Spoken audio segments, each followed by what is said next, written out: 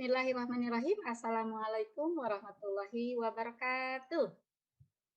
Waalaikumsalam warahmatullahi wabarakatuh. Baik, Bapak Ibu. Alhamdulillah, di pagi hari ini kita berjumpa dalam acara program pelatihan guru penggerak. Nah, jadi Bapak Ibu, hari ini kita akan berkenalan dengan apa sih program ini. Nah, di sini nanti saya akan memberikan materi tentang pendidikan yang memerdekakan. Nah, jadi Bapak Ibu, apa sih pendidikan yang memerdekakan itu? Tapi sebelumnya ke materi tersebut, mari kita bersama-sama berdoa dulu. Mudah-mudahan acara kita hari ini Allah berikan kemudahan dan kelancaran, juga diberikan kesehatan. Mari Bapak Ibu semuanya kita berdoa, dimulai.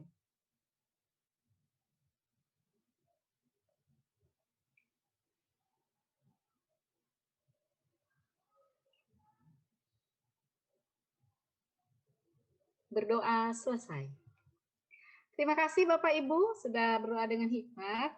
Selanjutnya sebelum kita ke materi, biar Bapak Ibu nih semangat ya di pagi hari ini, atau kita sudah siang nih sebetulnya ya. Tapi saya itu selalu kepada pendidik saya, walaupun sudah siang, kita ada yel-yel supaya kita tuh selalu semangat gitu ya. Jadi ya, ininya seperti ini. Kalau saya bilang semangat pagi, nah Bapak Ibu pagi, pagi, pagi. Nah, semangat pagi, pagi, pagi, pagi. Yes, gitu ya. Bisa? Bisa. Oke, Bapak Ibu siap-siap ya semuanya. Ya, Bu. Oke, semangat pagi. Pagi, Pagi. Wah, Bu Leni, Bu Fauzia, subhanallah, semangat banget pagi ini ya. Baik, Bapak Ibu, kita sudah semangat, sudah siap ya untuk menyampaikan atau mendengarkan materi yang akan saya sampaikan. Saya akan buka dulu. Saya akan share screen ya, Bapak Ibu. Bentar.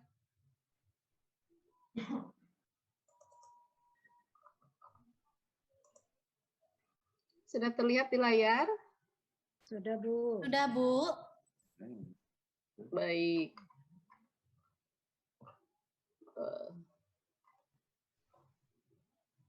Oke. Nah, Bapak Ibu, yang saya banggakan pagi ini atau hari ini akan menyampaikan materi tentang pendidikan yang memerdekakan. Ini hal baru atau hal lama ya tentang hal ini, tapi yang jelas Bapak Ibu pasti bertanya-tanya tentang pendidikan yang memerdekakan. Nah, apa itu pendidikan yang memerdekakan? Pendidikan mereka itu berdaya upaya dengan sengaja untuk memajukan hidup, tumbuhnya budi pekerti, rasa, pikiran, ruh, dan badan anak dengan jalan pengajaran. Teladan dan pembiasaan jangan disertai perintah dan paksaan. Nah, seperti itu Ibu kira-kira ya, tentang pendidikan memerdekakan. Oke, untuk mengawali pendalaman materi ini, marilah kita saksikan sebuah video mengenai pendidikan di zaman kolonial terlebih dahulu. Jadi Bapak Ibu biar tahu apa sih, bagaimana sih zaman kolonial itu pendidikannya. Selamat menyaksikan.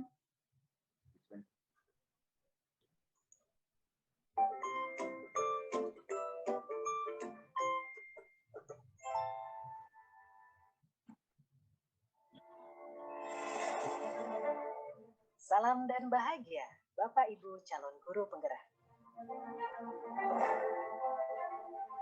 Video ini akan menggambarkan tentang pendidikan zaman kolonial, sekaligus menjadi pengantar bagi Anda untuk berefleksi kembali perjalanan pendidikan Indonesia dari zaman kolonial hingga saat ini.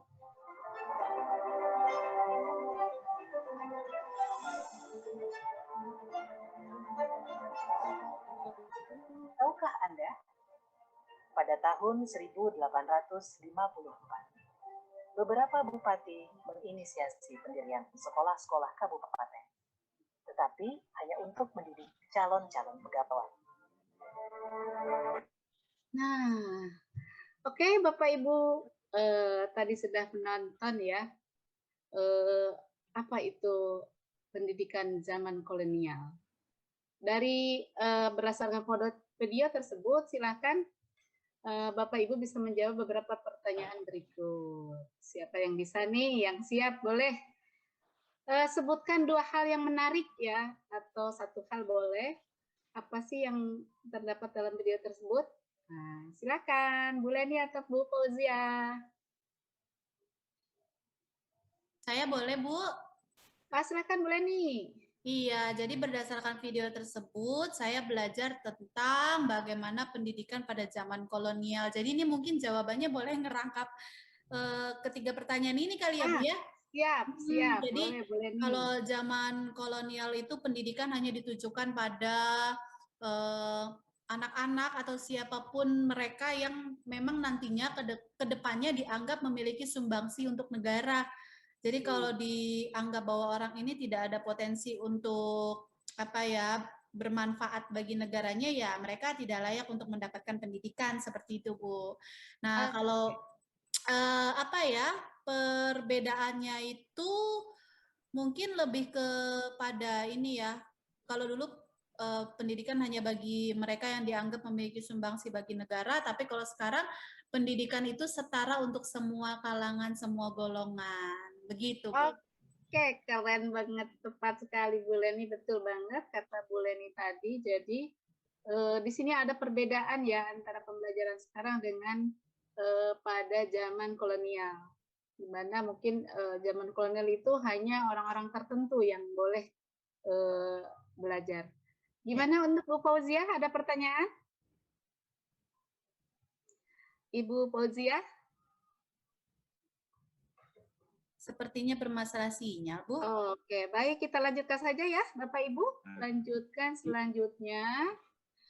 Setelah kita menonton, Bapak Ibu bisa merefleksikan kondisi pendidikan di zaman yang nomor 3, yang ketiga, apakah kaitannya dengan zaman sekarang. Marilah kita mendalami lebih lanjut seperti apa pendidikan yang memerdekakan. Pendidikan yang memerdekakan ini terinspirasi dari pemikiran Ki Hajar Dewantara. Ya. Nah, berikut kita akan menonton kembali apa sih pendidikan yang memerdekakan menurut terinspirasi dari pemikiran Ki Hajar Dewantara. Kita lihat kembali filmnya.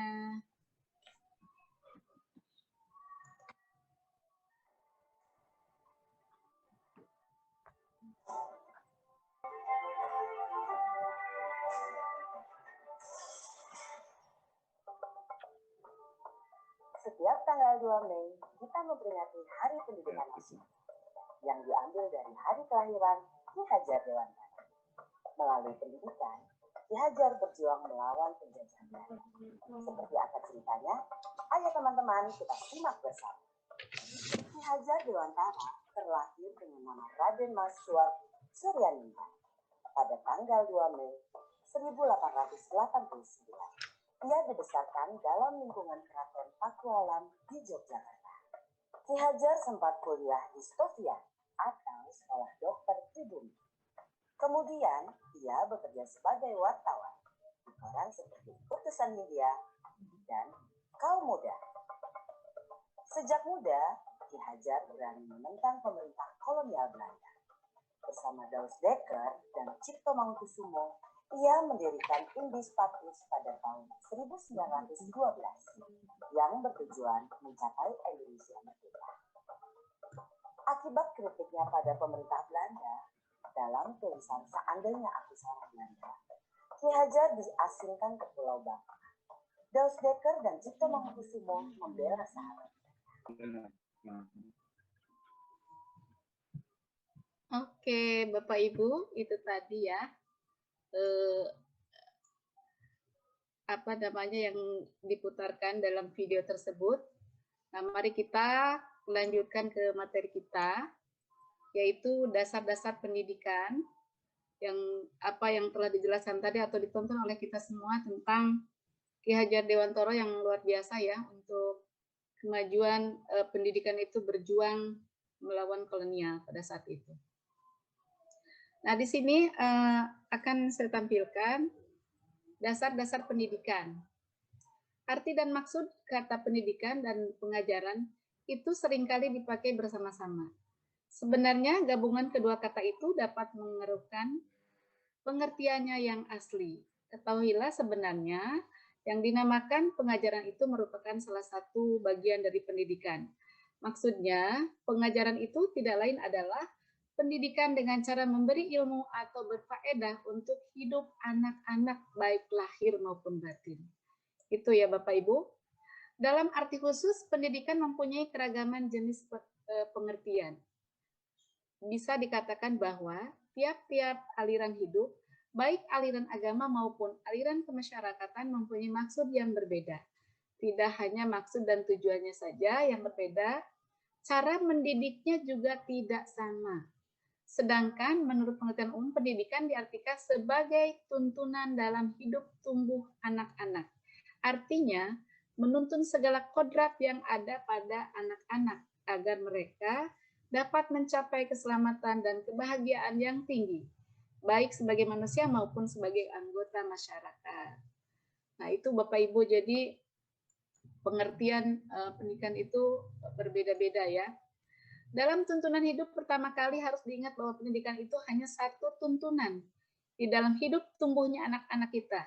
Artinya bahwa hidup tumbuhnya anak itu terletak di luar kecakapan atau kehendak kita kaum pendidik. Anak-anak itu sebagai makhluk manusia dan manusia dan benda hidup, sehingga mereka hidup dan tumbuh menurut kodratnya sendiri. Seperti penjelasan sebelumnya bahwa kekuatan kodrat yang ada pada anak-anak itu tiada lain ialah segala kekuatan yang ada dalam hidup batin dan hidup lahir dari anak-anak itu karena kekuasaan kodrat. Kita, kaum pendidik, hanya dapat menuntun tumbuh atau hidupnya kekuatan-kekuatan itu agar dapat memperbaiki lakunya atau bukan dasarnya. Memperbaiki lakunya tetapi bukan dasarnya. Seperti itu, Bapak Ibu. Nah, Ki Hajar Dewantara mengatakan bahwa pendidikan itu adalah hamba pada anak. Ya. Setiap apa relevansi kata-kata ini dengan peran Anda sebagai pendidik? Seperti apakah relevansi kata-kata ini dengan peran Anda sebagai pendidik? Nah, apa relevansinya ya?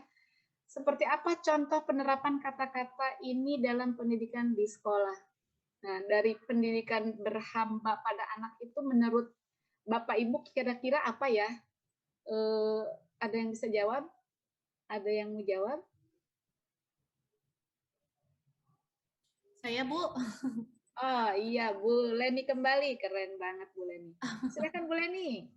Pendidikan yang berhamba pada anak ya, Bu? Ya. Ya, jadi kembali lagi sih, Bu, sesuai dengan program Merdeka Belajar ini, bagaimana kita itu mengabdikan diri kita untuk keberhasilan anak-anak kita dalam bidang pendidikan, Bu. Jadi bukan anak-anak yang tertekan, tapi bagaimana kita mengabdikan diri kita sepenuhnya agar anak-anak tersebut terpenuhi kebutuhannya, Bu, akan pendidikan. Oke, good job Bu Leni ya. Betul sekali Bu Leni. Jadi pendidikan anak dalam artian hamba pada anak itu di mana pendidikan itu berpusat pada anak, bukan sama guru. Jadi guru itu tinggal mendampingi dan melanjutkan bagaimana potensi yang dimiliki oleh anak-anak itu masing-masing ya. Oke, kita lanjutkan.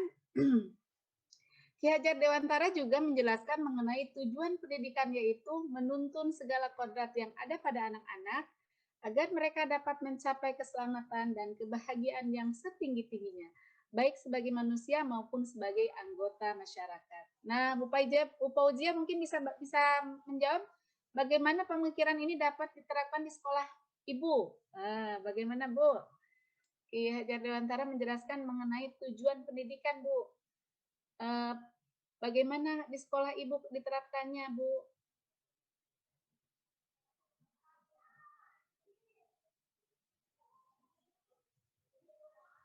Bisa di-unmute dulu, Ibu, biar terdengar suaranya. Bagaimana pemikiran ini dapat diterapkan di sekolah? Belajar itu kan bukan hanya di sekolah saja, Bu, dapat diterapkan di masyarakat, di lingkungan keluarga, dan juga di tempat-tempat lain. Iya. Oke, kata Bu Fauzia, bukan di sekolah saja, di masyarakat, di tempat lain juga ada. Ya, betul. Jadi untuk Ki Hajar Dewantara ini menjelaskan mengenai tujuan pendidikan, yaitu menuntun segala kodrat pada anak-anak. Jadi kita, Bapak, Ibu guru, bagaimana mengajar anak-anak kita sesuai dengan kodratnya, sesuai dengan minat dan bakatnya, sehingga kita dalam pembelajaran ini tidak harus sama ya Bapak Ibu ya. Bagaimana anak ini misalkan tidak suka dengan musik, kita tidak boleh memaksakan. Anak sukanya dengan menggambar, ya itu yang kita angkat. Nah, jadi disinilah bahwa pembelajaran itu dinamakan pembelajaran yang merdeka, ya Bapak Ibu. Oke. Nah, di sini ada filosofi Ki Hajar Dewantara yang sering mungkin Bapak Ibu dengar ya, bahwa seorang tani yang menanam padi misalnya hanya dapat menuntun tumbuhnya padi, meskipun ia dapat memperbaiki pertumbuhan tanaman itu, ia tak akan dapat mengganti kodrat iradatnya. Misalnya ia tak akan dapat menjadi padi yang ditanam di tumbuh sebagai jagung. Nah, itu seperti itu.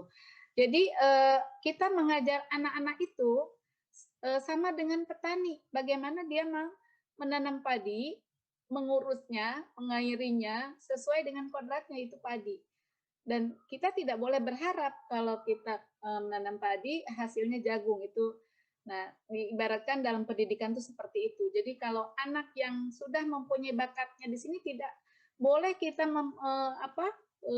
memaksakan kehendak kita bahwa anak ini harus bisa ini, dan akhirnya nanti pendidikan atau pembelajaran tidak akan tercapai. Seperti itu Bapak Ibu. Nah, untuk selanjutnya, pernahkah Anda, peserta didik Anda mengalami kesulitan saat mengerjakan tugas yang seharusnya sudah dikuasai olehnya? Mengapa hal tersebut terjadi? Sebentar, saya akan meng-share materi yang lain tentang, bentar ya Bapak Ibu, saya share dulu. Tentang pengajaran yang sesuai. Nah, ini Bapak Ibu. Jadi, pengajaran yang sesuai itu di sini materinya. Kita lihat pengajaran yang sesuai dengan capaian dan tingkat kemampuan. Nah, ini Bapak Ibu, kita akan lebih mendalami kembali bagaimana peserta didik Anda mengalami kesulitan saat mengerjakan tugas yang harusnya dikuasai olehnya. Kita lihat ya. Tentunya jawaban untuk pertanyaan tadi memiliki banyak faktor masalah. Namun salah satu yang bisa menjadi akar masalah dari kejadian tersebut adalah level tingkat capaian ataupun kemampuan dari peserta didik tersebut yang belum tepat dengan capaian belajar yang diharapkan. Seperti itu ya Bapak Ibu.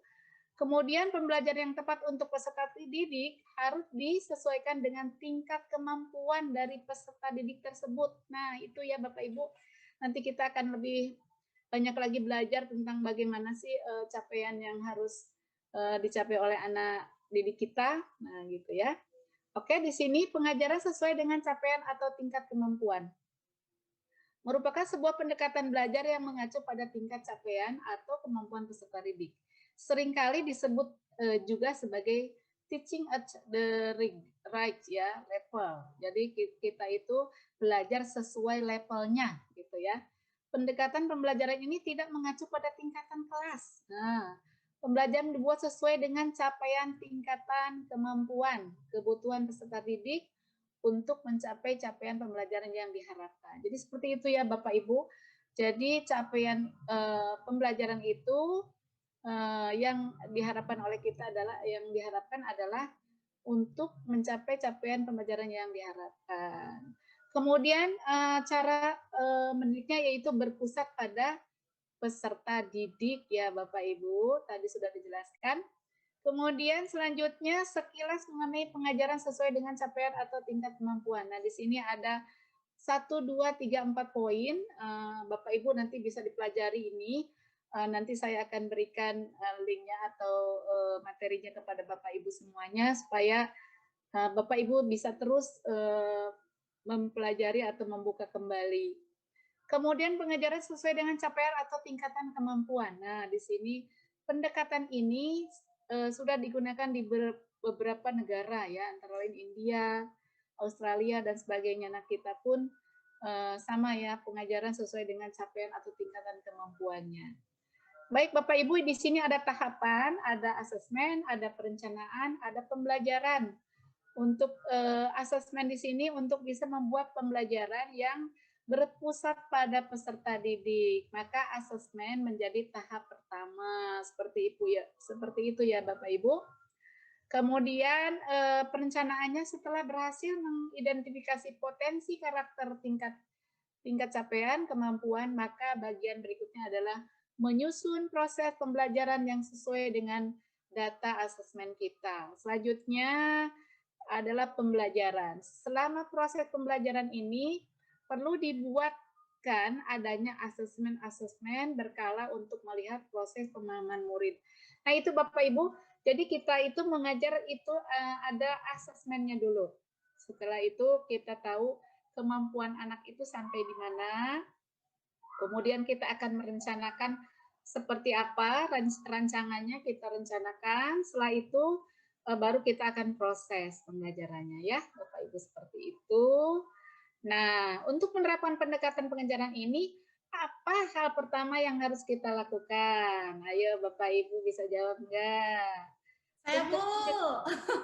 Bu Leni kembali. Oke, Bu Leni, keren banget. Silakan. Hal pertama yang harus kita lakukan adalah mengenal peserta didik. Coba kita lihat ya jawabannya. Wah, iya, mengenal peserta didik. Bagaimana tadi ya? Keren Bu Leni, 100 buat Bu Leni ya. Anda benar menjawabnya. Bu Fauziah juga sama, 100 buat Bu Fauziah tadi sudah menjawab ya. Keren banget ya. Baik Bapak Ibu. Nah, di sini ada kuesioner, tapi karena waktu ya Bapak Ibu sudah tidak mencukupkan. Oleh karena itu saya nanti akan kopikan lebih banyak, kemudian akan saya bagikan kepada Bapak Ibu sebagai peserta supaya nanti saya bisa melihat sejauh mana Bapak Ibu menguasai atau memahami materi tentang pendidikan yang memerdekakan. Sebagai catatan, ingat bahwa semua anak itu unik. Tidak ada satupun anak yang sama. Anak kembar pun mempunyai DNA yang berbeda. Tentunya masing-masing anak mempunyai pendekatan yang berbeda pula dalam belajarnya. Apa yang dikenali terkait peserta didik pun juga beragam. Tidak hanya terkait dengan gaya belajarnya saja, bisa berupa suatu yang sifatnya non-kognitif. Contoh, kesejahteraan psikolog ataupun kognitif ya, begitu Bapak Ibu.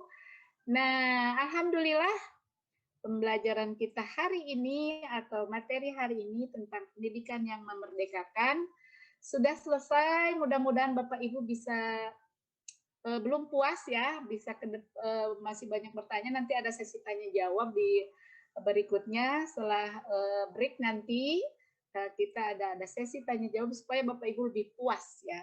Lebih apa sih yang belum aku kenal, belum aku tahu, nanti kita sharing bersama. Terima kasih atas kerjasamanya. Mudah-mudahan kita akan senantiasa terus melaju dalam memajukan pendidikan di Indonesia ini. Terima kasih Bapak Ibu. Assalamualaikum warahmatullahi wabarakatuh.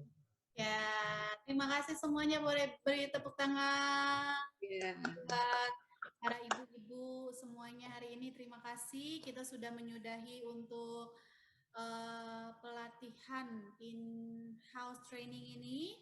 Semoga nanti hasil kita semuanya memuaskan. Baik, Kita selesai ya untuk hari ini. Rekodnya udah ya, udah diputus ya. Aku putus ya.